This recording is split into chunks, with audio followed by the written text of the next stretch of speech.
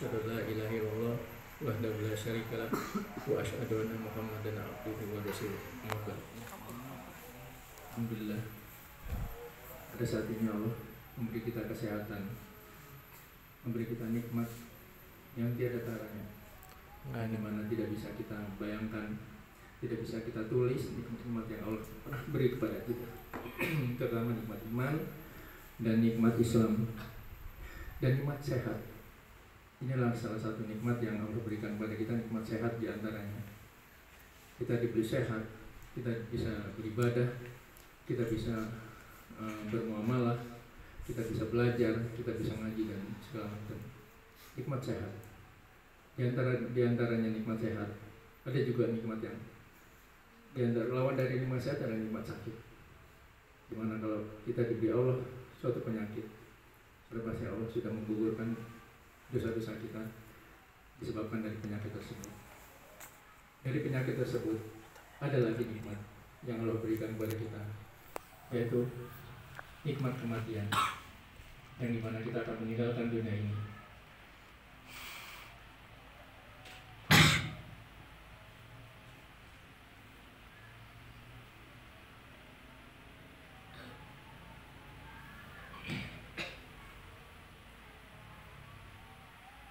Yang dimana kita akan meninggalkan dunia ini, yang dunia yang fana ini.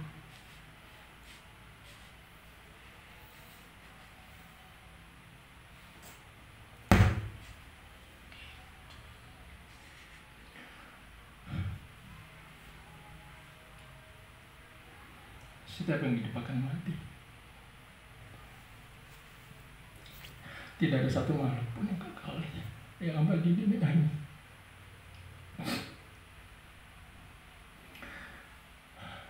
Tapi bukan ini yang ingin saya bahas, bukan ini yang saya akan bagi ilmunya.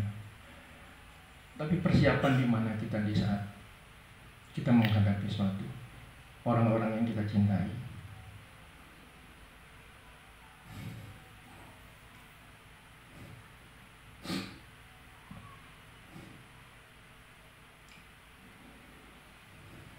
Orang tua kita, bapak kita, ibu kita,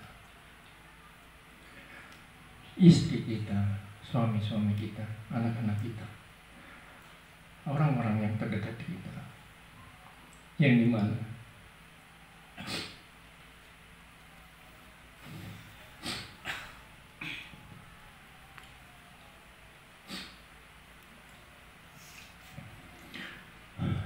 di pagi hari mereka masih ngobrol dengan kita, masih bisa bercerita.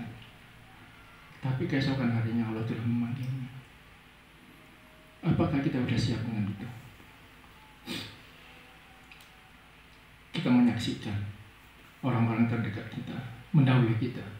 Di saat kita sedang belajar di sini, tiba-tiba kita mendapat suatu berita. Bisa kalian bayangkan? Berita yang menyedihkan.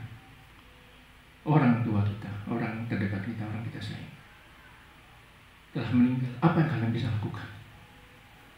Apa yang kalian bisa berbuat? Posisi kalian ada di sini.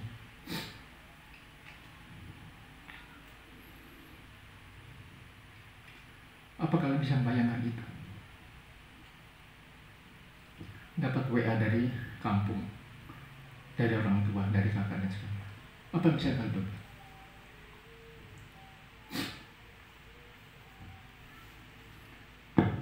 Sesuatu yang menyedihkan, sangat menyedihkan, di mana orang tua kita, orang yang kita sayangi, orang yang kita kasihi meninggal, tapi kita tidak bisa berbuat apa-apa. Kita tidak bisa mandikan, kita tidak bisa mengkafani, nggak bisa. Semua dikerjakan semua dengan orang lain. Suatu yang menyedihkan, sangat menyedihkan. Bapak kita terbujur kaku, orang lain yang mandikan, orang lain yang mengafankan. Sangat sedih, sangat sedih. Di mana detik-detik terakhir orang tua kita seharusnya kita yang merawat, kita yang mengurusnya, tapi ini orang lain. Kita hanya bisa melihat karena kita tidak tahu apa-apa. tidak ngerti apa-apa. Di detik-detik terakhir kita melihat orang tua kita sebelum dikubur, sangat menyedihkan. Ada orang tua yang anaknya punya titel, gelar sarjana, doktor, profesor, orang tuanya meninggal, orang lain yang ngurus. Bahkan di saat detik-detik terakhir orang tuanya Soekarno mau, anak itu tidak ada di tempat. Sedih, sangat sedih.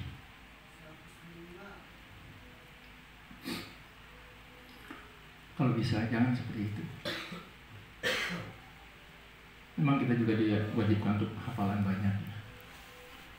Kita ibadah kita baik, karena pahala yang kita dapat ini akan bagi dua dengan orang tua.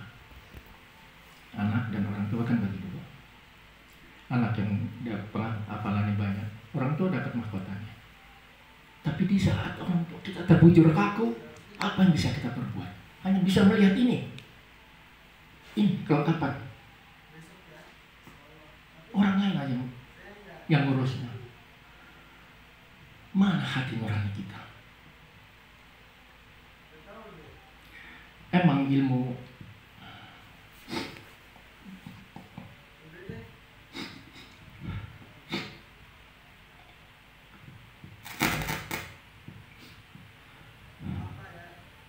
ini satu ilmu yang dilupakan banyak orang. Gak penting. Nanti pas kita menghadapi hal yang serupa, baru kita sadar ini ilmu gak penting.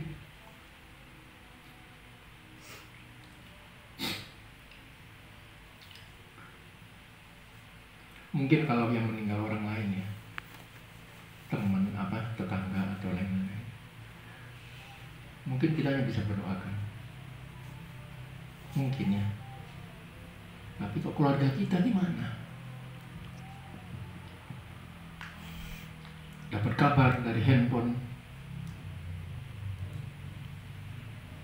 antum orang tuanya begini dan begitu. Apa yang bisa kalian lakukan? Apa langkah-langkahnya yang kalian lakukan? Posisi kalian ada di sini.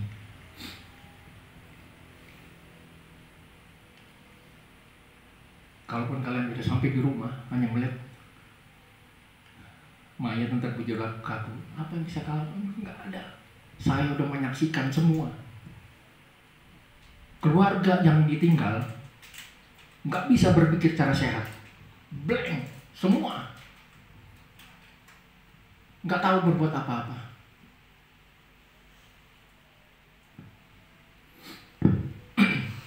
Maka dari itu kami dari yayasan kita punya tim untuk mengurus seperti ini. Karena setiap kita saksikan yang meninggal itu, keluarganya udah diam, nangis, bingung dan lain-lain. Itu udah pasti. Mau berbuat apa nggak tahu, mau begini apa nggak tahu, udah lemas ini semua badan. Maka harus ada satu orang, ada satu tim, tetangga atau yang lain, yang pikirannya sehat, pikirannya tenang, bisa urus satu-satu.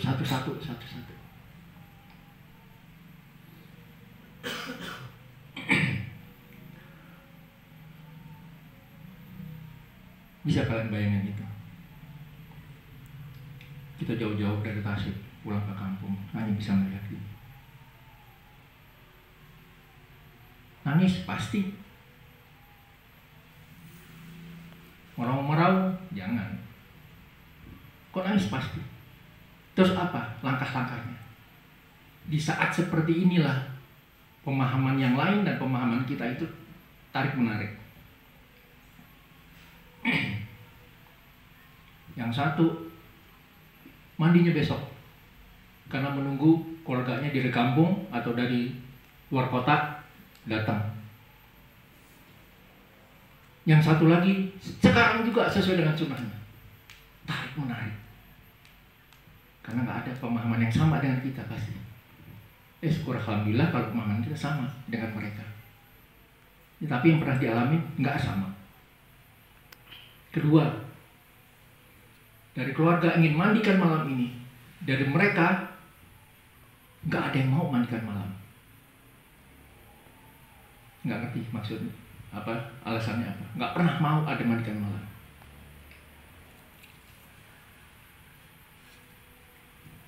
Dipercepat lebih bagus.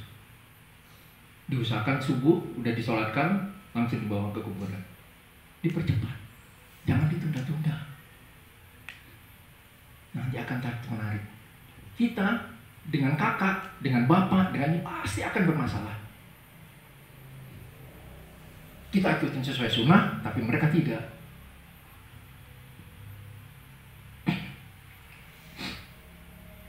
Akan masalah. Gimana kita harus menghadapi seperti itu? Kita harus berperan, tegakkan sunnah ini dengan benar, tegar di atas sunnah.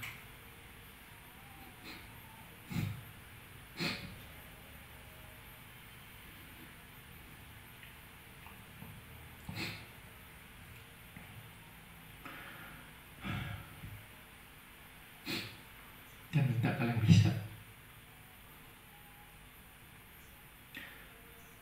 3 kali orang pelatihan seperti ini, 3 kali, 3 atau 4 kali pelatihan seperti ini, belum ada yang bisa.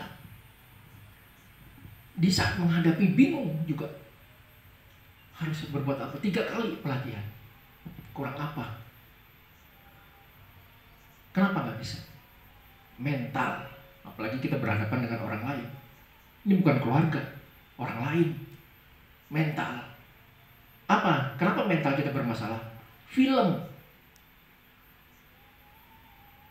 Dijorin film. Meninggal hidup pocong jalan. Film. Meninggal hamil jadi sundel bolong. Film. Lihat gini, nggak berani. Padahal kita pelatihan luar biasa udah. Berkali-kali kita lakukan. Akhirnya manggil-manggil juga gitu. Film. Mental. Mungkin kalau keluarga, saudara, mungkin agak beda. Karena kan kita hidup dengan mereka udah lama. Kita tahu hari-harinya. Kita tahu kehidupan dari kecil sampai tua. Apalagi mungkin kita tahu titik-titik terakhirnya. Tapi ini orang lain. Lihat mental. Apalagi udah ada darah di sini. Keluar itu darah. Kenapa? Pembuluh darahnya pecah. Liver, sakit liver. Bisa kita apa? Antum aja deh. Tenang di situ. Agar keperluan. Dorong-dorongannya. Kejadian seperti itu. Meninggal, nganga. Ada. Apa otak kita? Waduh, film lagi. Waduh, film lagi. Seolah-olah nganga itu dia akan bangun lagi atau apa. Film lagi. Atau dibunuh. Kau urusan bunuh udah pasti masuk ke rumah sakit Polri. Bukan urusan kita lagi. Pembunuhan, kecelakaan, mutilasi, mereka yang urus. Kita nggak dikasih. Kecuali mungkin ya, yang pernah saya alami waktu itu saya setelah selesai mengikuti pendidikan bahasa Arnas, pendidikan SAR. Selesai pendidikan SAR, 2 minggu kemudian di Gunung Salak Bogor, ada 6 orang dari Bogor meninggal, nyasar di atas, mati. 3 orang hidup. 3 orang inilah yang melapor ke kantor polisi di bawah. Terus kantor penjaga hutan di situ. Melapor. 4 orangnya di atas meninggal. Ketemu mereka satu-satu.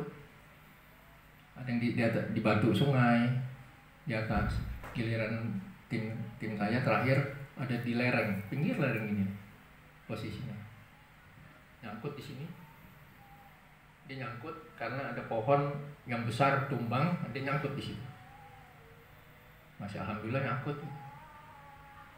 Jadi matinya perlahan. Lereng di sini. Waktu itu turun pun kita menggunakan pakai tali. Kita turun pakai tali. Ada 5 orang. Ada 3 orang. Basarnas 2 orang, saya sendiri dari umum. Kita turun dari orang. Sampai di bawah. Kalau yang meninggal cacar-cacaran dari sungai itu udah dievakuasi langsung masuk kantong mayat, buat turun kantong mayat kan. Ini yang paling sulit. Maka kita dipanggil tim dari Basarnas untuk turun ke situ. Di saat saya buka bajunya, tidurnya tentang ini. Mungkin kepalanya begini. Mungkin dingin kali ya. Jadi sweaternya tuh ditutup di kepala. Saya buka bajunya gini kan, saya mau ikat dari udelnya tuh, udel sini.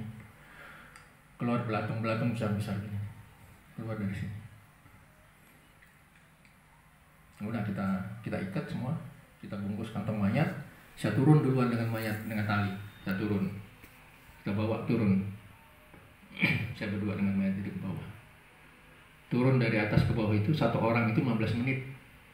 Itu udah maghrib. Saya turun dengan mayat, turun sampai bawah air terjun. Udah 15 menit saya dengan mayat. Hancur. Tapi emang bukan tugas kami saat itu untuk memandikan, bukan. Kita serahkan ke Rumah Sakit PMI Bogor. Disitulah saya mulai berani. Oh begini cara menanganinya. Jadi yang di otak-otak kita film-film itu nggak terbukti. Bahkan setelah sampai pos terakhir, setelah air terjun pos terakhir,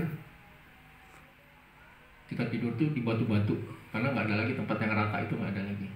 Batu-batu ini, kepala ini buat apa? Si mayat ini buat sandaran kepala gitu. Udah sulit, udah nggak bisa cari tempat nyaman, nggak ada, udah kepala aja gitu. Ini mayat nih belakang. Bangun, teriak dia, gerak-gerak gitu, enggak, film itu. Selesai, kita turunin, tugasnya selesai.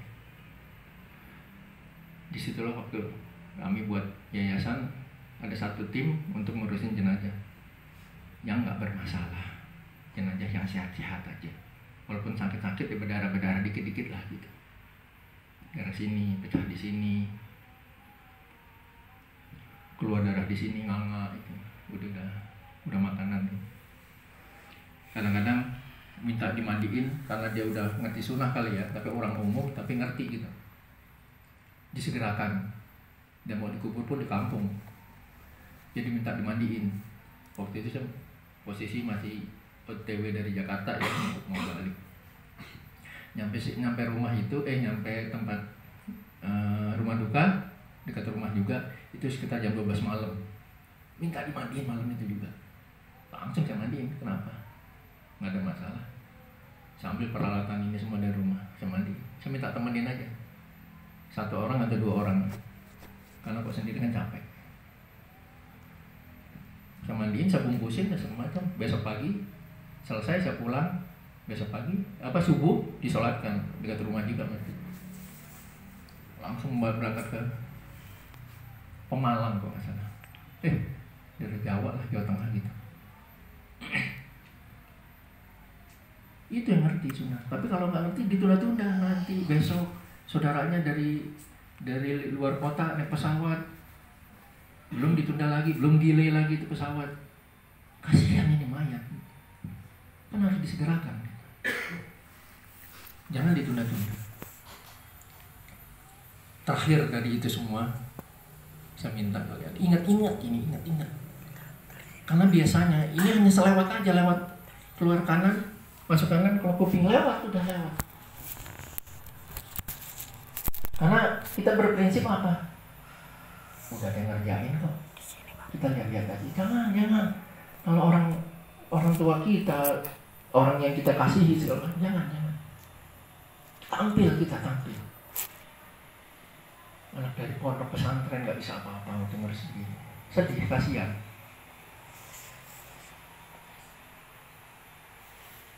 Jadi tolong diingat-ingat. Nanti saya kasih step awal-awal pelan-pelan. Diingat-ingat. Oh, pertama ini, kedua ini, tiga ini. Pertama yang mau kita bahas, pertama satu, memandikan. Persiapan pemandian wajib. Jadi kalian setelah melihat ada yang meninggal, apa yang kalian lakukan? Tempat mandi harus disiapin. Tempat mandi harus disiapin. Apa itu tempat mandi yang disiapin? Pertama, tempat tidurnya. Tempat tidurnya. Biasa kalau di masjid-masjid besar ya, biasa udah disediain tuh tempat tidurnya. Siapin semuanya. Biasanya kalau karena itu tempat tidur jarang dipakai, biasa debu, bersihin, gosok, lap. Terus pembuangannya harus benar-benar terbuang di got, jangan ngejar-ngejar. Karena apa? Nanti kan kita istinja, kita tekan. Kotorannya takut ke jalan raya, ke gang di rumah gitu. Pembuangan harus benar-benar. Siapin satu tempat mandi. Tapi ada juga yang nggak pakai tempat mandi, dia pakai paha-paha gitu. Ada 3 atau 4 orang, mayatnya ditidurin di situ. Ada juga tempat tidur. Setelah tempat tidur kita siapkan, kita bersihkan tempat tidur dari debu-debu dan lain-lain. Ini tahap yang pertama ya. Setelah kita melihat apa yang kita siapkan, tempat mandi kita siapkan. Kita ambil tempat mandi di masjid, kita dorong-dorong gitu kan, kita angkat-angkat, taruh situ. Setelah itu siapin bak mandi yang ember besar itu, 2. Ini ingat nggak nih ntarnya? Ingat ya? Ingat lah. 2 bak ember mandi besar. Besarnya itu besar lah segini nih. Yang ada tutupnya tuh? Ya, 2. Ya. Kalau posisinya, ini tempat tidurnya gini, ya, ini kepalanya misalkan, ini tempat tidur di kakinya. Ember itu ada di sini nih, 1, ini di sini 1. Ingat ya? Ini nggak mungkin terulang-ulang lagi nih. Jadi ingat ya, ini tempat tidur. Bak yang itu sebelah sini dengan gayung. Gayungnya juga 2. Nanti saya kasih alasan kenapa harus 2. Alasan saya berdasarkan pengalaman. Ya. Tempat tidur, ember yang besar yang ada tutup, kanan kiri kita taruh. Gayung juga taruh 1 gayung. Kenapa harus 2? Pertama, kita harus mandiin sebelah kanan dulu. Bagian kanan kita mandiin, kita bersihin. Dari kanan, setelah itu kita pindah ke sini nih, ke kiri, mandiin. Apa kita tenteng-tenteng nih gini nih? Waduh, berat. Siapin 2, itu alasannya, memudahkan kita. Kalau kita sendiri. Tapi kalau kita dibantu sama orang lain, kita nggak perlu mondar-mandir. Tapi tetap gayung sama ember ini tetap harus 2. Ya syukur-syukur lebih dari itu nggak apa-apa. Atau misalkan embernya kecil, dibanyakin lah. Embernya dibanyakin. Kalau embernya besar cukup 1. Kalau kecil cukup 2. Atau di sini yang gede, di sini kecil, nggak apa-apa. Setelah itu siapin ember yang sedang, bukan kecil bener, sedang bulat gitu. Baskom sedang. Buat apa baskom?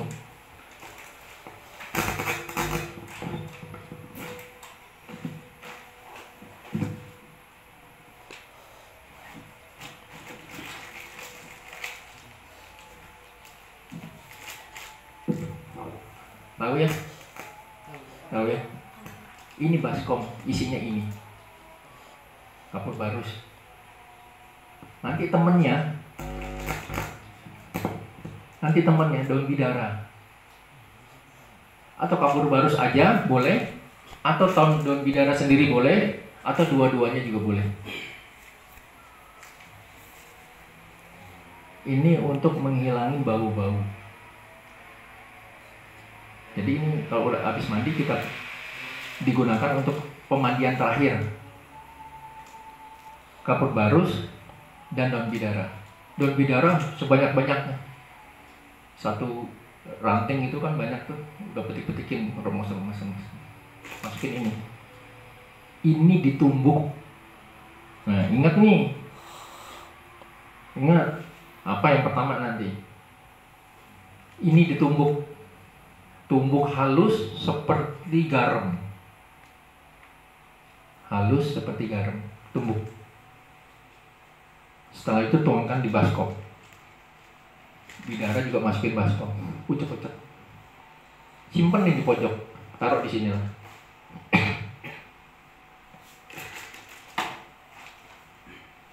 Ember dipisahkan. Karena ini akan dipakai terakhir. Terakhir untuk pembilasan terakhir. Nah, untuk urusan dengan air-airan kita sudah. Jangan lupa. Setelah itu siapin sabun cair. Kalau saya nggak biasa dengan pakai sabun yang batangan, nggak biasa. Karena apa? Ini pengalaman lagi. Sering jatuh. Sabun cair kan tahu ya? Ya. Sering jatuh. Nyemplung di bawah. Di bawahnya mayat itu kan karena ke tempat tidur itu kan ada cukrukan gitu ya. Jatuh di bawah. Kita nggak tahu tuh ada kotoran apa di situ, kita nggak tahu. Maka usahakan sabun cair. Tapi kalau paket, kita beli paket seperti ini nih. Sabun batangan. Nggak mungkin kalian dikasih sabun cair, mahal. Paling 2.000, 3.000. Sabun cair mungkin botol kecil 10.000. Nggak mungkin. Ini paket. Selalu batangan. Kalau bisa sabun cair. Saran saya sabun cair. Karena yang belum habis ini, yang sebelah sini minta sabun. Jatuh. Sabun cair. Setelah sabun cair, sampo. Sampo jangan lupa. Wajib. Sampo. Ya. Pertama apa? Sabun. Urusan mandi-mandian ini pertama? Ember. Hah?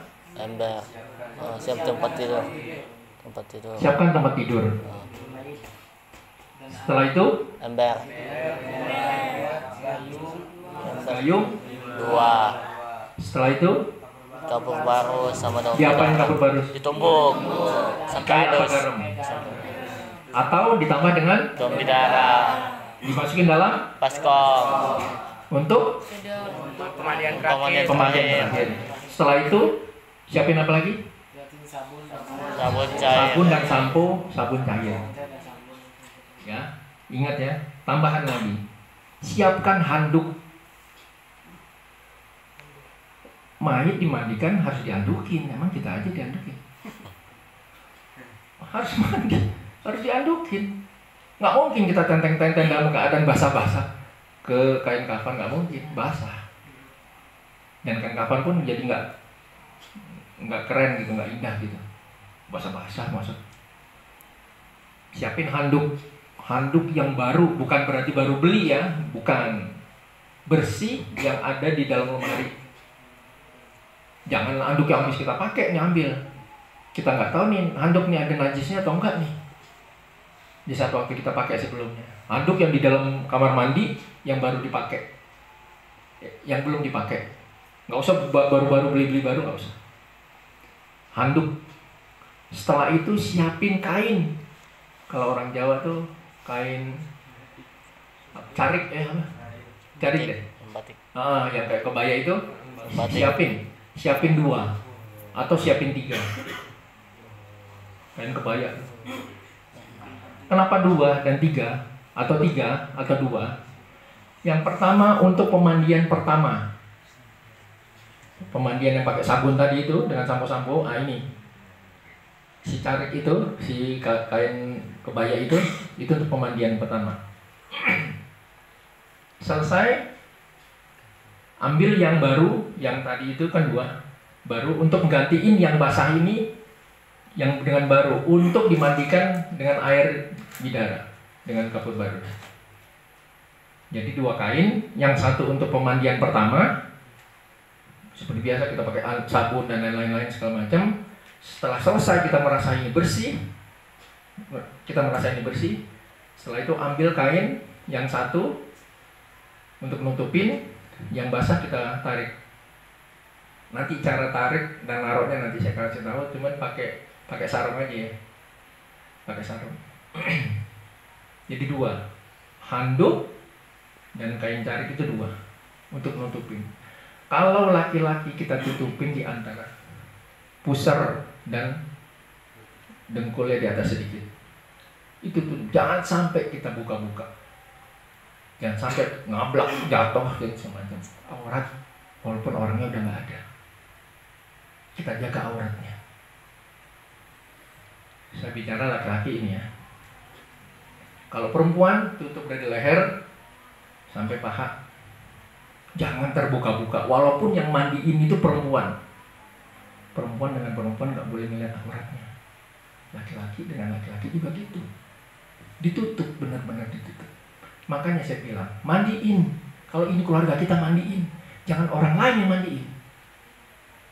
Kalau orang lain nggak ngerti, dibuka aja tuh kainnya. Gosok aja kayak gosok anak kecil mandi.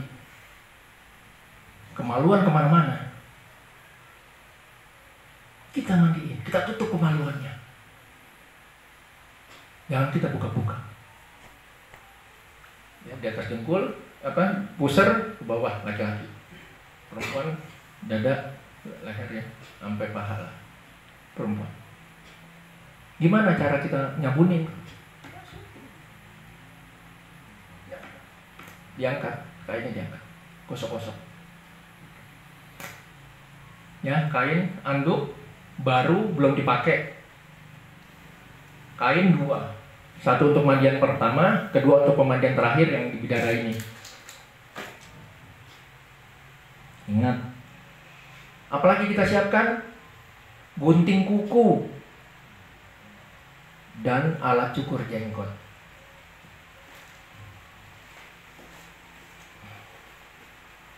Saya satu ada tas yang itu.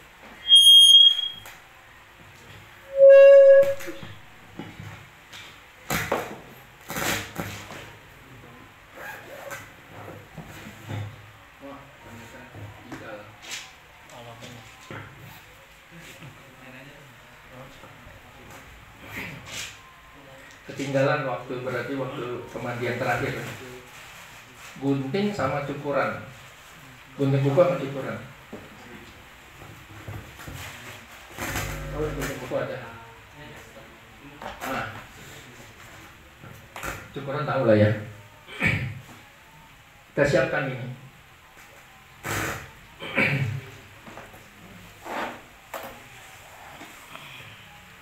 Sebelum ini dimandiin, perlengkapan udah siap nih. Anduk sudah, kain udah nih, ember dan lain sudah siap. Guntingin kukunya biar rapi. Semua dari kaki, tangan semua, guntingin kukunya. Setelah itu cukur bulu kemaluannya, bulu ketiaknya. Jangan cukur jenggotnya, salah nanti. Biarkan jenggotnya. Tugasnya ini hanya untuk mencukur bulu ketiak dan bulu kemaluan. Rapihin, potong, habisin. Ya kumis kalau biasa normal-normal kecil-kecil sedikit-sedikit sih nggak apa-apa. Kalau kumis yang sampai gelbar-gelbar kita gunting aja ujungnya. Gunting gitu ya. Tapi yang utama bulu ketiak sama kemaluan, habisin. Kalau orang umum kebanyakan yang saya temuin kemaluannya itu pasti bulunya panjang-panjang. Tugas kita bersihin.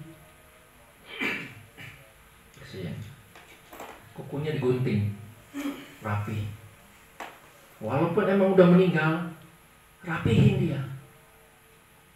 bersihkan dia. Sunahnya kan juga begitu, kita disuruh hidup. Waktu di saat kita hidup sunahnya gunting kuku, ya gosok cukur habis. Meninggal pun juga begitu.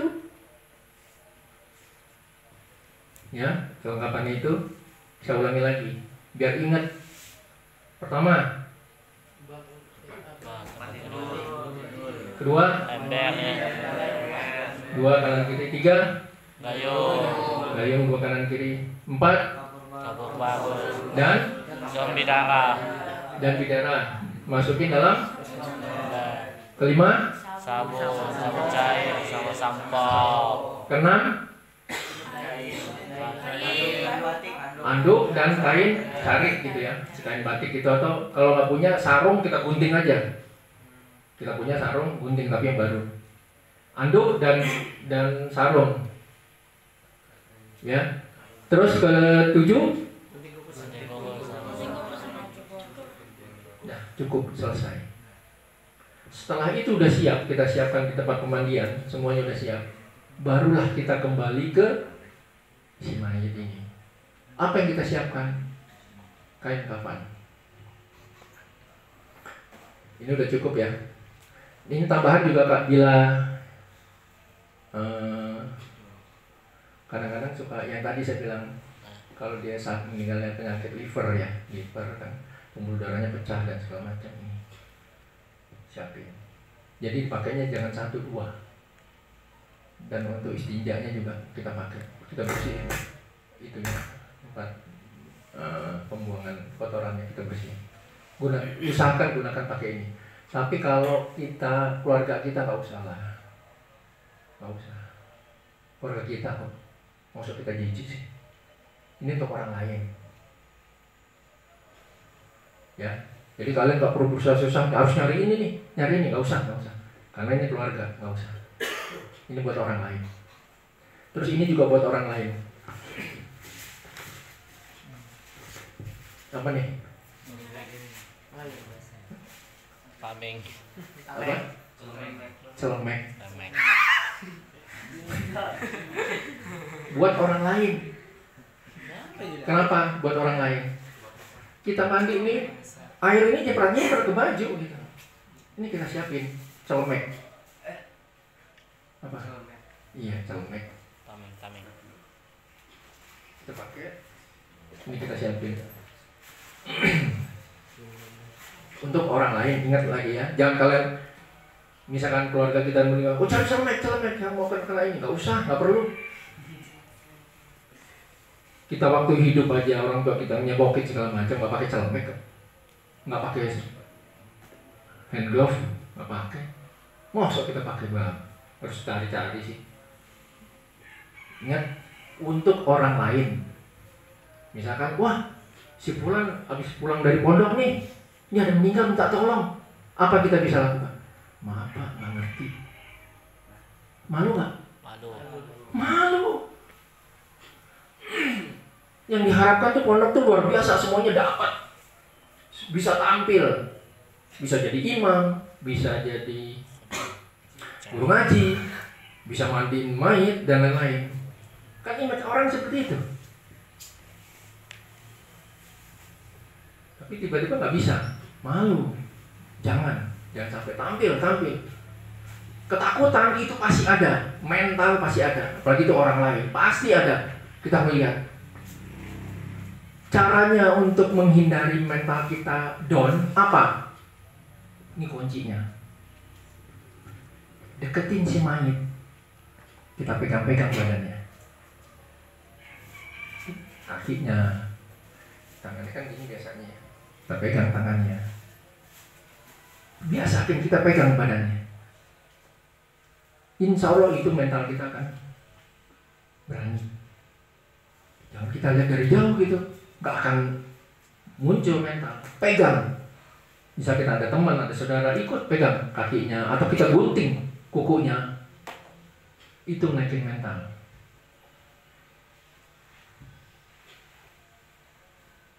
Atau kita bantu tim-tim yang lain, kita bantu. Ini urusan mandi udah selesai. Tinggal nanti mandiin. Jadi saya urutin sesuai kelengkapannya dulu. Jadi kelengkapan dulu kita siapkan, tapi tidak eksekusi di situ, bukan. Setelah itu kita lari ke urusan kain kafan. Ini biarin, karena si mayat kan masih terbujur di situ. Kita siapkan kain. Siapkan kain ya.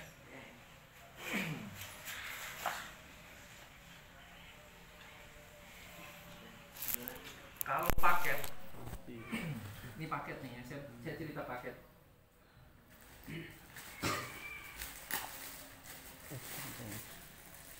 Paket itu di Shopee.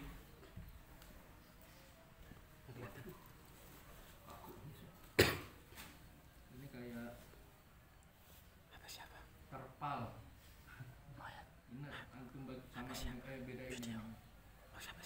Ya gini lah kalau kita beli di apa?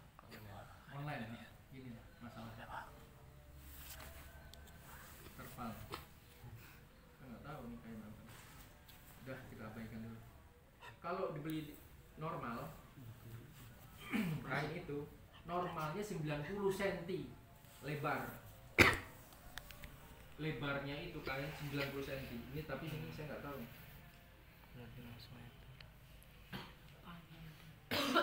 Ah, ini 50. Ini 50. Ini lebar. Tuh, lebar. Kebanyakan 90. Kira-kira semeter gini lah.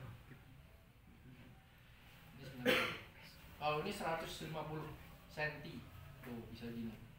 Bisa kebentang. Ini kalau untuk ukuran ini bagus. Jadi kita nggak susah. Kalau orangnya gendut, kok saya nggak gendut langsung ke situ ya.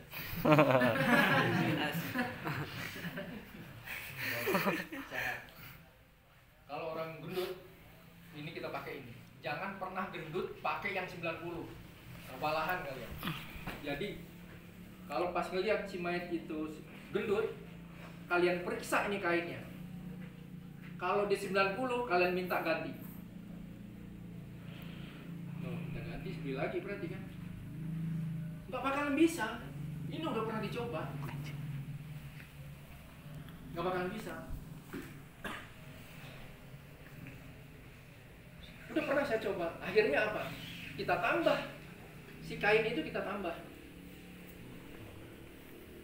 Loh, sesuai dengan sunnahnya itu 3 lembar. Nanti posisinya nanti saya kasih tahu gimana posisinya. Gimana cara menyusunnya? 3 lembar. Karena waktu itu kami tim hanya punya yang 90, akhirnya kita akalin. Kita tambah kainnya. Jadi 4, bukan kita buat ganjil, jadi 5. Akhirnya kita korbanin apa? Nggak buat kolor. 5 itu juga harus punya CD. CD harus pakai. Berkorban ini tuh kita nggak buat. Alhamdulillah si mayatnya nggak ada masalah apa-apa. Maksudnya bukan sakit ya, meninggal sakit bukan. Nggak tahu tiba meninggal gitu aja gitu. Kalau meninggal sakit dan lain-lain, kebanyakan apalagi penyakit itu di daerah perut ya, setelah kita mandi suka keluar gitu, suka keluar sendiri. Gimana kalau si mayat itu udah ada di sini nih, udah dibentangin di kain, keluar, harus ganti ini. Si mayatnya harus mandi lagi, angkut lagi ke atas. Gimana kalau gemuk? Aduh. Yang ngangkatinnya udah pergi tuh. Gimana coba? Maka dibuatin CD. Tambahannya kalau emang pas lagi mandi itu, kita harus perhatiin. Kita tekan, oh nanti itu di mandi. Kita perhatiin itu ada keluar terus nggak gitu saat kita mandiin. Netes. Kalau ada, beli Pampers yang ukuran orang dewasa jumbo gede. Ya, tahu ya, jumbo. Beli Pampers yang jumbo, pakein. Pakainya di mana? Di tempat mandi. Pakainya di tempat mandi. Kalau kita nggak yakin juga dengan si Pampers itu, tambahin dengan plastik wrapping. Plastik wrapping itu plastik yang roll itu, yang untuk nutupin bungkus apa makanan, paket juga itu. Iya, buah-buahan. Bungkusin wrapping sini, tambahin. Atau di saat kita mandiin, ada dia penyakit misalkan diabetes, kakinya diamputasi, itu di wrapping juga. Kakinya di wrapping, takutnya darah-darah itu keluar karena kan dibusuk di dalam. Kita bungkus wrapping. Jangan lupa sarung tangan dipakai. Kalau orang lain, kalau ke keluarga kita udahlah, nggak usah maksudnya. Gunting apa sih? Gunting. Ya, kalau kebanyakan paket itu 90 cm. Kalau kita beli, ada juga yang 90, ada 150. Tergantung kita mau paketnya apa. Normalnya 90. Kalau 90 150, alhamdulillah bagus. Udah tenang. Mau orangnya gendut, mau orangnya jumbo gitu ya, atau orangnya kurus, nggak ada masalah. 3 lembar bisa kita pakai. Kalau 90 tambahin jadi 5 lembar. Cara nyusunnya gimana? Ingat nih, ini udah 1 ya. Kita kembali ke kain kafan. Ini ingat ya. Cara nyusunnya, garis spidol ya. Saya mau gambarin aja, spidol.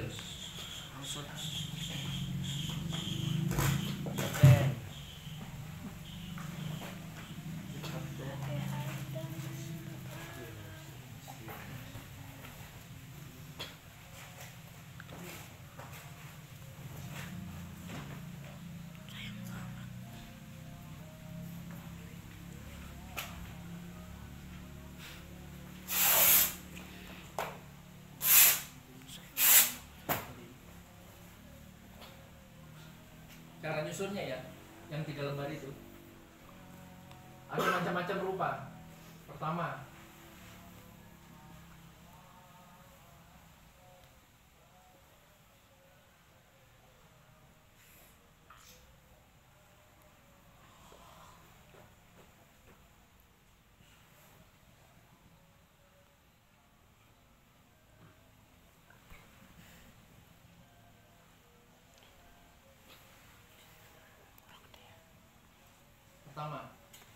susunan kain kafan untuk badan. Kedua,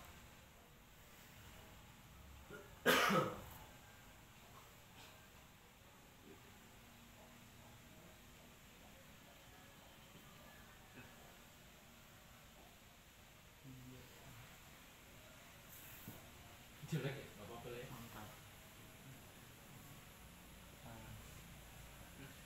Kedua, kipas. Bentuk kipas. Ditaruh dulu yang tengah, baru yang ke kanan, baru yang ke kiri, tiban. Ketiga, ini yang selalu digunakan di rumah sakit.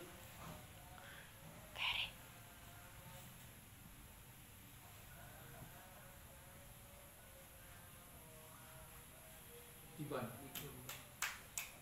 3 lembar. Ini selalu digunakan. Kadang-kadang 2, kadang-kadang 3.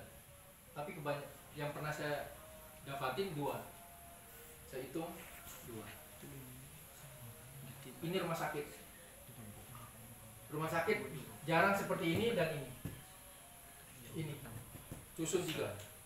Masukin, bungkus langsung. Buat kayak permen gitu. Ujung-ujungnya. Ini. Yang lebih gampang yang mana? Yang nomor 2. Karena apa? Coba kita berdiri ya. Ini paling lebar dibanding kaki. Ini lebar. Makanya di atas ini kepala, posisi kepala. Ini posisi kepala. Kakinya di bawah. Karena posisi rapat, ini lebar. Makanya ini dibuat kain itu lebar. Kipas. saya gunakan ini. Ini enggak, ya, ini kain.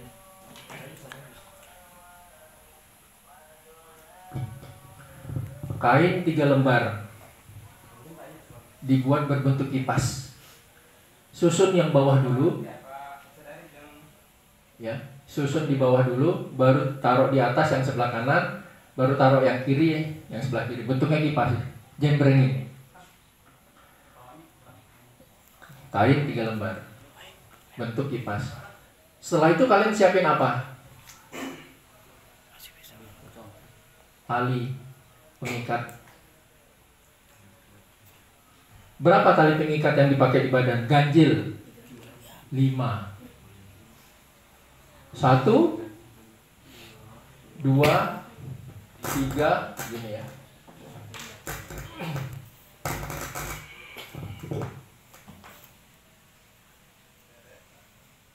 Kira gini ya. Kok itu sih gambarin?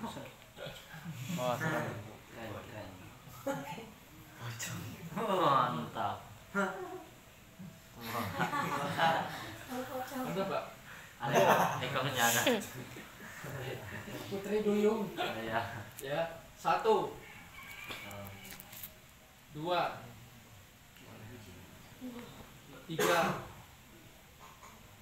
4. Ini dengkul ya.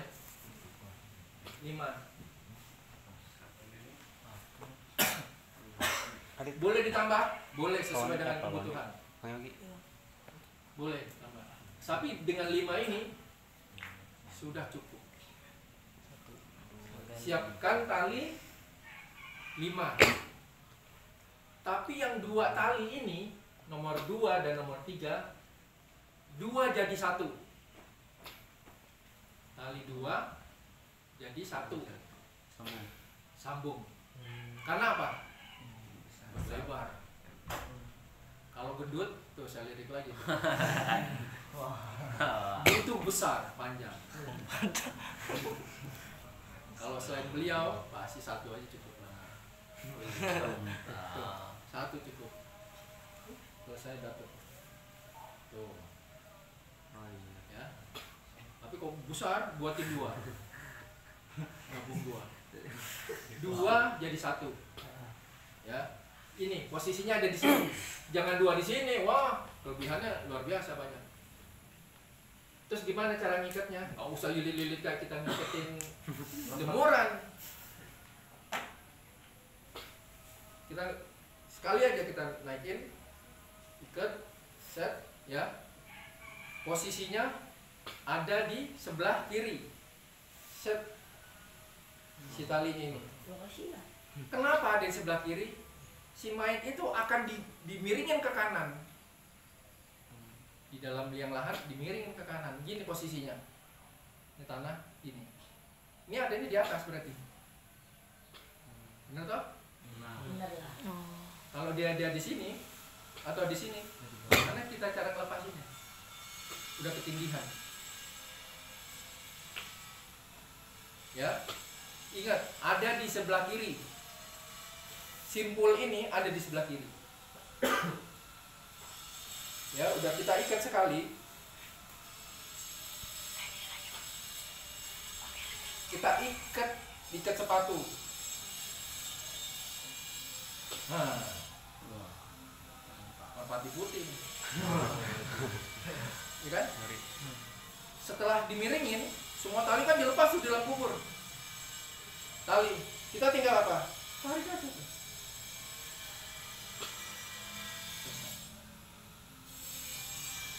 Ikat sekali, ya sekali, dibuat kita jepit, ini pegang, tarik, ngelepasin ya, tarik,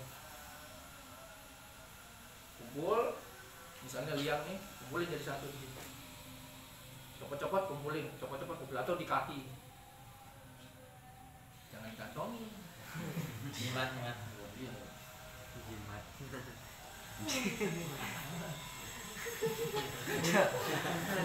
Ya, kumpulin di kepala atau di kaki atau di mana terserah, kumpulin jadi 1. jangan cacar-cacar. Kenapa? Jorok, jelek. Ini rumah dia ini, rumah si mayit ini. Kita turun pun ke liang lahat, nggak boleh pakai